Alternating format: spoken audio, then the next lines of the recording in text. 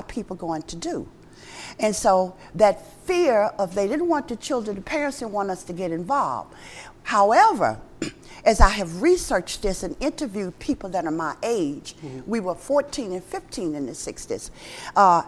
Once John Buffington came and rented this Freedom House on Carter Street, then all of these young people started to come to the Freedom House and congregate because they were curious.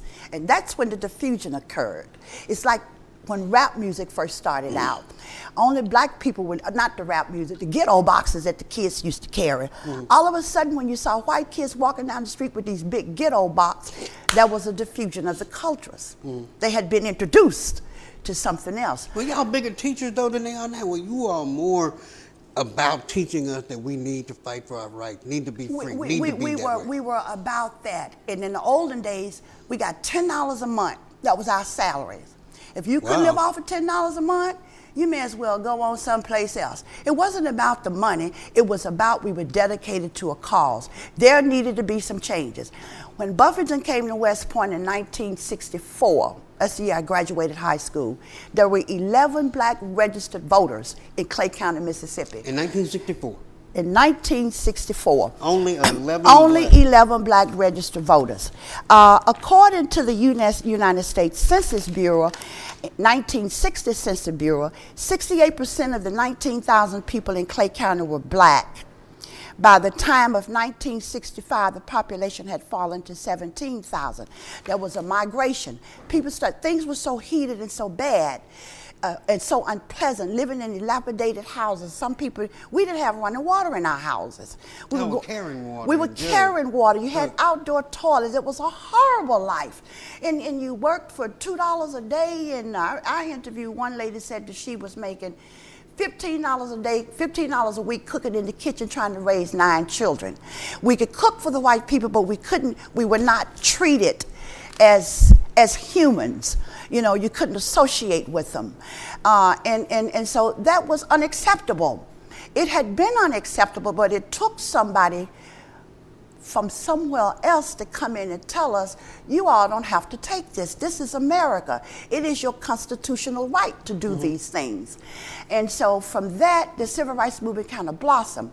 Then after we, the young people, became involved, one of the first people that was arrested in West Point was Carl Rice Jr.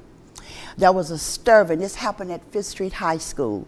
There was a stirring at Fifth Street High School. Some girls were fighting. And when the police came, Carl Rice yelled, "Block the cars, block the cars." And from that moment on, young people took to the street. Some 300 or 400 of them. So Carl got locked up with Ronald Dean and Johnny Wilson, and everybody went to jail. And so it became apparent to the old folks that they needed to either blink their eyes and go to sleep. Yeah. Because we young people were in it. And what propelled me to look at it is when we talk about civil rights in the national context, we always talk about Martin Luther King, Martin Luther King, Martin Luther King. Do we do it too much? I think we overdid it, because if you really want to live the dream, I was in somewhere yesterday at the Oxford Library, 12:30. There 5 little kids sitting up in the library playing games at 4th graders. Why weren't they in school? You know, people lost their lives in these little towns. We had 3 people killed in West Point. We had a 17-year-old and a 18-year-old student from Florida. One morning somebody was riding by going to church, and there they were dead over in this little ditch. And those has never been resolved. And so you got people that Martin Luther King was obviously the best choice to be the national leader because he had the education, he was suave, he was elegant, and he could speak, he was calm in his demeanor. And so all of the civil rights organizations. Did it take that? Did it take that to get it across? Yeah, because see, Stokley and the rest of us would have been up there trying to shoot Johnson and them. We were real radical. We were burning down West Point. So we would have been, combative. Now, not combated. It was a revolution. Okay. And if you know anything about Gil Scott-Heron music, Sure. the revolution would not be televised. Yeah. It was a revolution going on in every little town in Mississippi. There could have never been a poor people's march had it not been for the folks up there in Marks, Mississippi that helped organize it. King never set foot in any of these places. And so I was compelled to look at these and try to figure out of all of these things that we lived up under, it was like an apartheid system in Africa. If you know anything about Mississippi history, back in the early 19th centuries, Mississippians went to Africa instead of the apartheid system. And so we were living under an apartheid system. And so I wanted to know what prompted us to change the way we view apartheid in Mississippi, or the Jim Crow system, to make us stand up and challenge it. Our goal was to tear it down, and we did. Well, I got about 3 minutes here, because it always flies when you're having fun. Who would have been, as I would pick out two people, Stokley Carmichael or Dr. King, who would have been a more eventful or effective leader if you had to pick between Stokley Carmichael and Dr. King? I think James Foreman.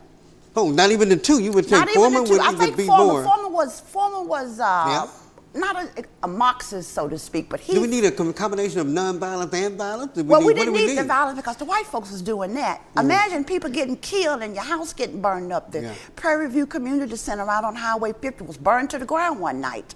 Before we go, I want to switch up. West Point went from civil rights into economic development.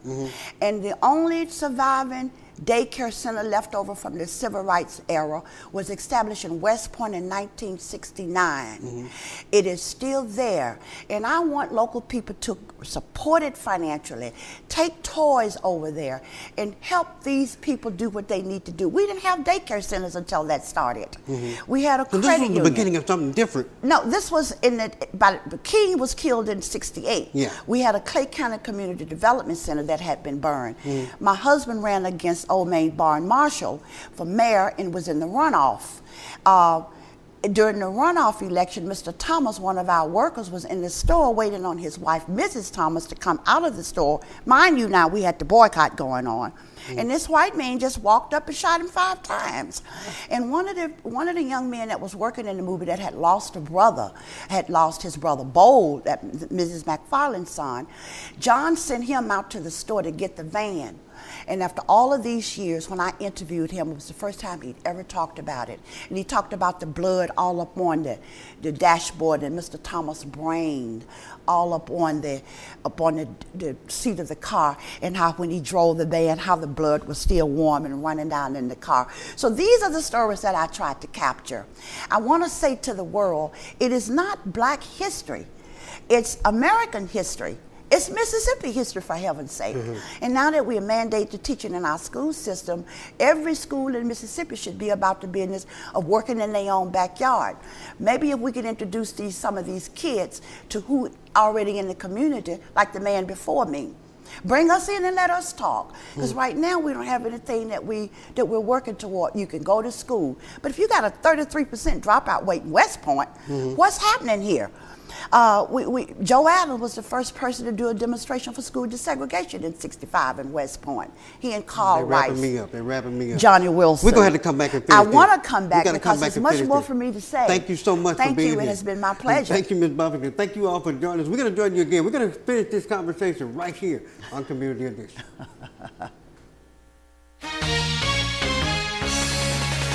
You have been watching Community Edition on WKDH. For comments or suggestions, please email us at manager@wkdh.com.